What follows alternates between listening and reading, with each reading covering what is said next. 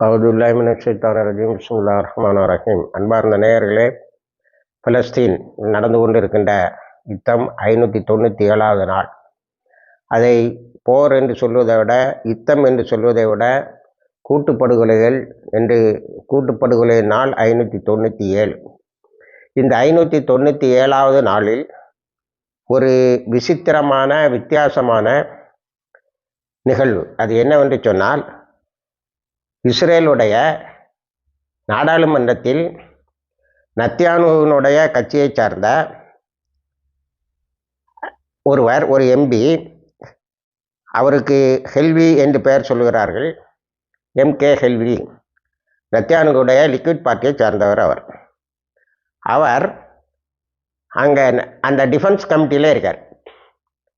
எங்கள் இஸ்ரேலுடைய டிஃபென்ஸ் கமிட்டியில் இருக்கார், செக்யூரிட்டி கமிட்டியில் இருக்கார், ஃபாரின் அஃபேர்ஸில் இருக்கார். இப்போ இதிலிருந்து என்ன தெரியுதுன்னா, அவர் கொஞ்சம் விவரமான ஆளானதுனால 3 பதவிகளை தந்து வைத்திருக்கிறார் நத்தியான்ஹூ. அவர் காசாவினுடைய எல்லைகளுக்கு போய்விட்டு வந்து நேற்று நாடாளுமன்றத்தில் நத்தியான்ஹூவுக்கு நேருக்கு நேராக, நீ இஸ்ரேலை ஏமாற்றி கொண்டு இருக்கிறாய், ஹமாஸை வெல்ல முடியும் என்பதற்கு ஆன எந்த உறுதியான திட்டத்தையும் நீ இதுவரை தரவில்லை. அங்கே பார்த்தால் நமது பிணங்களை, நமது இராணுவத்தினர் பிணமாவதை அள்ளி கொண்டு வருவதைத்தான் பார்க்கிறோம்.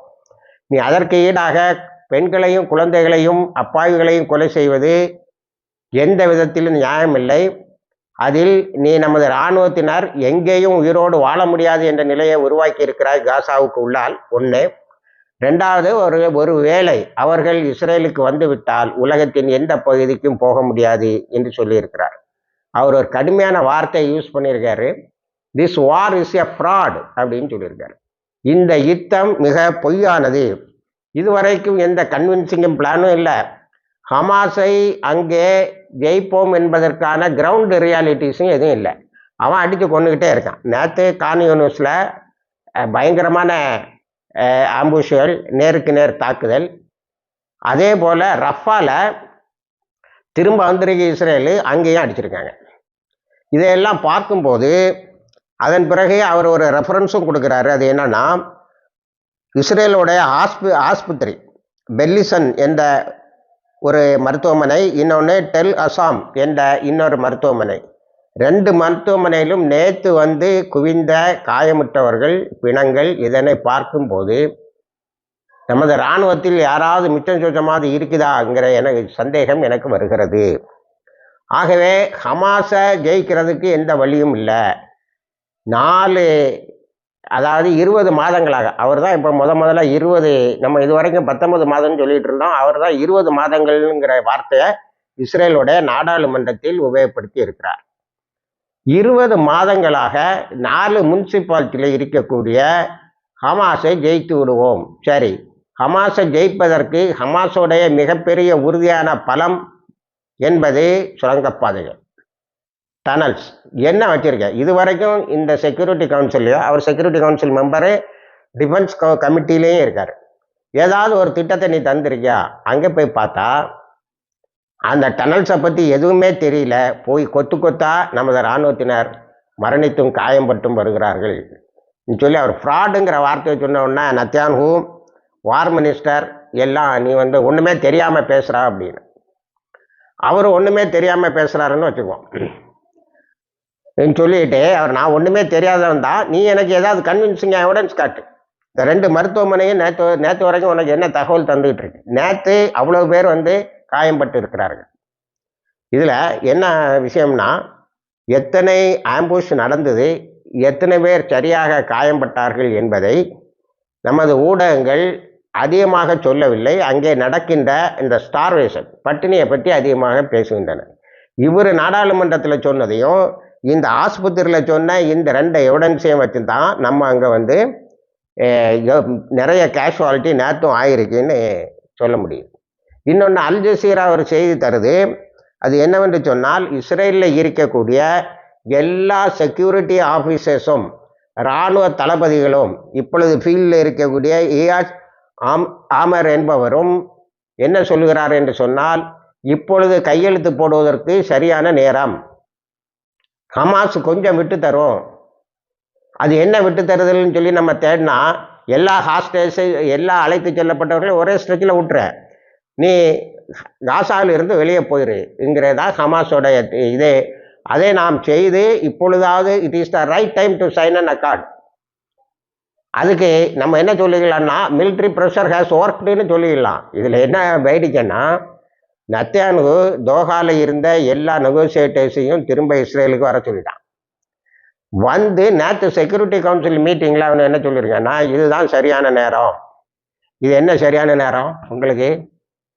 உங்களுக்கு ஏற்படக்கூடிய இழப்புகளை நீங்கள் இப்பொழுதுதான் சரியாக உணர்கிறீர்கள். ஏன்னா லிக்விட் பார்ட்டி எம்பியை சொல்லிட்டான், அந்த யார் காலான ஒரு ஆள் குழந்தைகளை நீங்கள் வேடிக்கையாக கொலை செய்வதும் குழந்தைகளை கொலை செய்வதற்கு பேரும் மித்தம் இல்லை, நத்தியான்கு நம்மளை ஏமாற்றிட்டு இருக்கான், இஸ்ரேல் அழிச்சிட்டு இருக்கான்னு. அதுதான் உண்மை. நேற்று டிஃபென்ஸ் மினிஸ்டர் இஸ்ரேல் ஹட்ஸ் வந்து அவனை பயங்கரமாக திட்டிருக்கான். யார் கோலான உன்னை கொன்னுருவான் இருக்கான். இந்த அளவு பேருக்கு அவன் அதே தான் சொல்லியிருக்கான், நான் செத்தாலும் பரவாயில்ல இஸ்ரேலை காப்பாற்றணும், யுத்தத்தை முடி, போராளிகளை கொண்டு வா என்று. இது இப்போ இஸ்ரேல் எப்படிப்பட்ட ஒரு பயங்கரமான நிலையை எதிர்கொள்ளுகிறது என்பதை இஸ்ரேல் நாடாளுமன்றத்தில் நடந்தது. இப்போ அந்த நாடாளுமன்ற உறுப்பினர் என்ன செய்தான் தெரியுமா? அந்த செக்யூரிட்டி கமிட்டி டிஃபென்ஸ் கமிட்டிலே இருந்து எடுத்துட்டான், செக்யூரிட்டி கமிட்டிலே இருந்து எடுத்துட்டான். நாடாளுமன்ற உறுப்பினர் கிடையாது, வெளியே போன்ட்டான். நீ என்ன எடுத்து பேசினா இங்கே இருக்கக்கூடாது. அப்போ தன்னுடைய சொந்த பார்ட்டியிலே இருந்து வந்த அந்த இதை ஒத்துக்க முடியலை. ஹெல்வின்னு நம்ம முன்னாடி ஒரு தளபதி இருந்தான், அவனை இவன் வெளியே தள்ளிட்டு தான் இப்போ இருக்க தளபதியை கொண்டு வந்தான். அவன் சொல்கிறான் என்னைக்குமே இந்த ஹமாஸை முற்றாக ஒழிக்கிறதுங்கிறதே நடக்காது. எத்தனை பிளான் அவன் நேரடியாக கேட்குறான், எத்தனை திட்டங்களோடைய தோல்வி. நம்ம அதையெல்லாம் உங்களுக்கு டெய்லி பட்டியல் இடுகிறோம். போனோடனே முதல்ல மெக்காவா டேங்கு, நாமர் டேங்கு இதெல்லாம் மூவ் பண்ணோம். இன்னைக்கு எத்தனை நாமர் டேங்கு உங்கள்கிட்ட இருக்கு, எத்தனை மெக்காவா டேங்கு உங்கள்கிட்ட இருக்கு? 597 நாட்களாக ஓவர் த டேஸ் இவனும் யார் ஹமாஸும் ஹிஸ்புல்லாவும் நம்மளுடைய டேங்கர்களை நாம் பெரிய அளவில் அழித்து விட்டார்கள். நம்ம இப்போ என்ன செய்கிறோம், இருக்கிறத ஒரு மாதிரி ரிப்பேர் பண்ணி இப்போ எல்லா ஃபோல்ஸையும் கொண்டு வரேன்னு இருக்கேன். தேவை எல்லா ஃபோல்ஸையும் கொண்டு வந்து காசா பாடருக்கு என்ன 596 நாளாக நீ கொண்டு வராத படையாக கொண்டு வந்துடுவா. அவன் ரொம்ப நேரே கேட்குறான். நம்ம வந்து இது வரைக்கும் அங்கே போட்ட எல்லா திட்டங்களும் ஃபெயில் ஆகிருக்கு. இப்போ புதுசாக என்ன பிரச்சனைனா அந்த நாடாளுமன்றத்தில் அந்த கட்சி அந்த லிக்விட் பார்ட்டி உறுப்பினரும் கேட்டிருக்கிறார், இன்னும் பல உறுப்பினர்களும் கேட்டிருக்கிறார்கள். அது என்னவென்று சொன்னால் இந்த ஹைஃபா துறைமுகம் என்னாச்சு? பென் குரியன் ஏர்போர்ட்டை நீ க்ளோஸ் பண்ணியோ இல்லையோ உலகத்தில் உள்ள எல்லா ஏர்லைன்ஸும் க்ளோஸ் ஆகி இங்கே வரமாட்டேன்னு சொல்லிடுது. நேற்று 3 தாக்குதல் நடந்திருக்கு. ஹூத்திஸ் வந்து 3 தாக்குதல் நடத்தியிருக்காங்க. நேற்று நான் ஒரு செய்தி உங்களுக்கு பெரிய சஸ்பென்ஸாக சொல்லியிருக்கேன்னு சொல்லலை. காரணம் அதை ஒரு சஸ்பென்ஸை நான் அங்கே கிரியேட் பண்ண விரும்பலை. என்னன்னா ஹூத்திஸோடைய தலைவர் அப்துல் மாலிக் ஹூத்தி நேற்று ஒரு வரலாற்று சிறப்புமிக்க உரையை நிகழ்த்துவார் என்று சொன்னார்கள். இன்றைக்கு அவர் அதை பேசியிருக்கிறார். நேற்று மட்டும் நாங்கள் 8 தாக்குதலை இஸ்ரேல் மீது நடத்தினோம். இஸ்ரேல் எதையுமே தாங்கிக் கொள்ள முடியவில்லை. ஹைஃபானுடைய முக்கியமான தளங்களையும் அதில் முக்கியமாக இருந்த கெமிக்கல் இண்டஸ்ட்ரியையும் இனிமேல் நாங்கள் கொஞ்சம் கொஞ்சமாக அழிக்கிறதுன்னு முடிவு பண்ணியிருக்கோம்.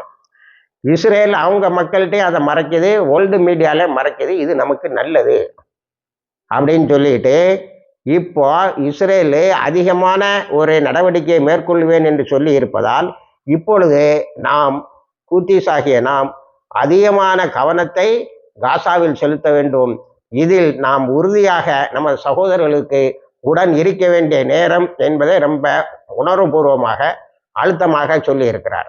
ஆகவே இந்த நேரத்தில் நாம் உலக முஸ்லிம் நாடுகளை கேட்டுக்கொள்வது என்னவென்று சொன்னால், உங்களுக்கு ஒன்றுமில்லை மனிதாபிமானமாவது இருந்தால் காசாவில் இருக்க குழந்தைகளை பற்றி கவலைப்படுங்கள், காசாவில் இருக்கின்ற மக்களை பற்றி, பெண்களையும் குழந்தைகளையும் பற்றி கவலைப்படுங்கள், அல் அக்ஸாவை பற்றி கவலைப்படுங்கள். நீங்கள் பாலஸ்தீனின் பழைய வரலாற்றை நினைத்து பாருங்கள்.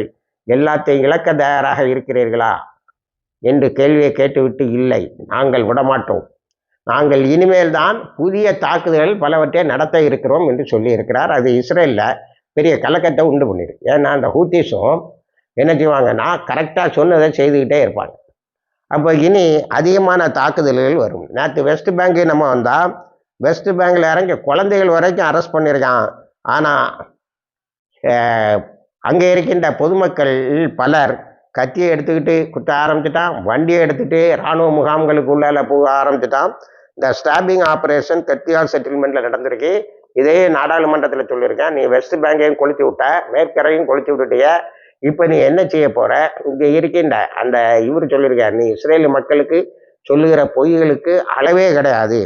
சரி, எல்லோரும் பதுங்கு குழியில் இருக்கிறவன் அதையாவது நீ ஒத்துக்கிட்டியா அன்னு ஒரு கேள்வியை கேட்டிருக்காரு. இப்போ பாலஸ்தீன் இஸ்லாமிக் ஜிஹாது மேற்கரையில் நடத்துகின்ற தாக்குதல்களால் அங்கு உள்ளவர்கள் களந்தெரியாமல் ஓடுகிறார்கள். ஆனால் ஒரு சம்பவம், செட்லேஷன் என்று சொல்லக்கூடிய வந்தேரிகள் பல முஸ்லிம்களுடைய வீடுகளை இடித்திருக்கிறார்கள், தோட்டங்களை எரித்திருக்கிறார்கள். அதன் எதிர்விளைவாக அந்த மக்கள் அந்த வந்தேரிகள் மீது தாக்குதலை நடத்தியிருக்கிறார்கள். துக்காராம், நூர் சம்சு போன்ற இடங்களில் இருந்த மக்கள் ஃபுல்லாக வெளியில் வந்துட்டாங்க. அவங்களுக்கு காசாவை போல் டிஸ்பிளேஸ்ட் ஆனாங்க. காசாவில் ஒரு சின்ன ஏரியாக்குள்ளால் ஒதுங்கிக்கிட்டாங்க. இங்கே அவர்கள் கொஞ்சம் பரந்த ஏரியாவில் புழங்க முடியுது. இப்போ திருப்பி தாக்குதலை நடத்தி இருக்கிறார்கள். பெருவில் ஹிந்து ரஜப் குரூப்பு ஒரு இஸ்ரேலிய இராணுவத்தின் ஒருவன் மீது அவங்க சில கட்டடங்களை இடித்ததை அப்போவே எவிடன்ஸ் எடுத்திருக்காங்க. பெருவுக்கு வந்திருக்கான். அவனை அரெஸ்ட் பண்ணுவதற்கு பெட்டிஷன் ஃபைல் பண்ணியிருக்காங்க. அரெஸ்ட் வாரண்டை இஷ்யூ பண்ணிட்டாங்க. இப்போ இதெல்லாம் இஸ்ரேலுக்கு நிரந்தரமான நெருக்கடிகளை கொடுக்க இருக்கிறது. இதனால் தான் பெரும்பாலான இராணுவத்தினர் வர மறுத்து விட்டார்கள். நேற்று கோஸ்டல் ஃப்ரண்ட்டுக்கு ரிசர்வ் ஃபோர்ஸை போக சொல்லியிருக்கான், அவனை போகல. பாலஸ்தீன முஜாஹிதுகள் 3 ஃப்ரண்டை வச்சு அடிச்சுக்கிட்டே இருக்கிறாங்க. அதனால் இப்போ காசா கடற்கரையில் இஸ்ரேலர்கள் ஓய்வெடுக்கையும் போக முடியாது, எதுக்கும் போக முடியாது என்ற நிலையை ஏற்படுத்தி இருக்கிறார்கள். அந்த வகையில் பார்த்தால் காசா கடற்கரை இப்பொழுது போராளிகளின் கைகளில் இருக்கிறது. இஸ்ரேல் மக்கள் ஹூத்திஸோட தொடர் தாக்குதலால் பதுங்கு குழியிலே வாழ்ந்து கொண்டு இருக்கிறார்கள். அத்தனையும் மறைத்து விட்டு சவுடால் போட்டு கொண்டு இருக்கிறான் நெத்தன்யாஹு. இங்க பட்டினி சாவுகள் அதிகரித்து வருகிறது என்ற தகவலும் வருகிறது. நேற்று வரைக்கும் 53,901 54 கிட்ட ஷஹீதாகி 54,000 பேர் ஷஹீதாகி விட்டார்கள். 1,22,593 பேர் காயமடைந்து இருக்கிறார்கள். 84 பேர் மால் நியூட்ரிஷனால கஷ்டப்பட்டு இருக்கிறாங்க. அவர்களுக்கு நாங்கள் வேண்டிய உணவுப் பொருட்களை கொண்டு சேர்த்து விடுவோம் என்று உருவா சொல்கிறது. அமெரிக்காவினுடைய திட்டத்தையும் இஸ்ரேலுடைய திட்டத்தையும் ஒதுக்கி தள்ளிவிட்டு இப்பொழுது ஐக்கிய நாடுகள் சபையினுடைய உருவாவும் ஐக்கிய நாடுகளுடைய எய்டு சிஸ்டமும் உதவி செய்கிறது. இவனை ஒரு திட்டத்தை கொண்டு வந்திருக்கான். அது என்னன்னா, உணவுப் பொருட்களை ஒரு இடத்துல வச்சுட்டு எல்லா காசன்ஸையும் அங்கே வர வைப்பானா. பல கிலோமீட்டர்கள் நடந்து வந்து அவங்க உணவுப் பொருட்களை வாங்கணுமா. அப்புறம் ஒரே நாளில் குண்டை போட்டுடலாம், அல்லனா ஒரே நாளில் ஒரு கப்பலை கொண்டு வந்து இதில் ஏற்றி வாங்க உங்களுக்கு நல்வாழ்வு தரோம்னு கொண்டு போகலாம். இந்த திட்டத்தை முறியடிப்போம் என்று ஹமாஸ் மட்டுமல்ல, ஐக்கிய நாடுகள் சபையினுடைய இந்த உணவுகளை வழங்குகிறவர்களும் சொல்லியிருக்கிறார்கள். அவர்களில் எய்டு ஒர்க்கர்ஸில் 9 பேரை கொலை செய்திருக்கேன். அது உலகம் முழுவதும் கண்டனம். உலகத்தில் அதுவும் இஸ்ரேல் பார்லிமெண்ட்டில் விவாதத்துக்கு வந்திருக்கு. உலகத்தில் நம்மளை சப்போர்ட் பண்ணக்கூடிய எவனுமே இல்லை என்பதை நீ தெரிந்து கொள். இதுவரைக்கும் இஸ்ரேல் இப்படி ஒரு தனித்தன்மைக்கு தனியாக தீண்டத்தகாத நாடாக கருதப்பட்டது இல்லை என்பதையும் சொல்லி இருக்கிறார்கள். ஆக அதே நேரத்தில் விரைவில் ஒரு ஒப்பந்தம் ஏற்படலாம் என்பதை செக்யூரிட்டி ஆஃபீஸர்ஸ், இஸ்ரேலோட செக்யூரிட்டி ஆஃபீஸர்ஸ் சொல்லி இருக்கிறார்கள். அப்பொழுது நம்மளோட மிலிட்ரி ப்ரெஷர் கொஞ்சம் வேலை செய்ததுன்னு ஒரு அறிக்கையும் சேர்த்துக்கிடுவாங்க. சரி, எப்படியோ போர் ஒரு முடிவுக்கு வந்து எல்லோரும் அந்த மக்களுக்கு போதுமான அளவுக்கு உணவுப் பொருள் கிடைத்தால் சலாமத்தாக இருக்கும். துவா செய்வோம். இணைந்திருங்கள். எல்லா தகவலையும் தருகிறோம்.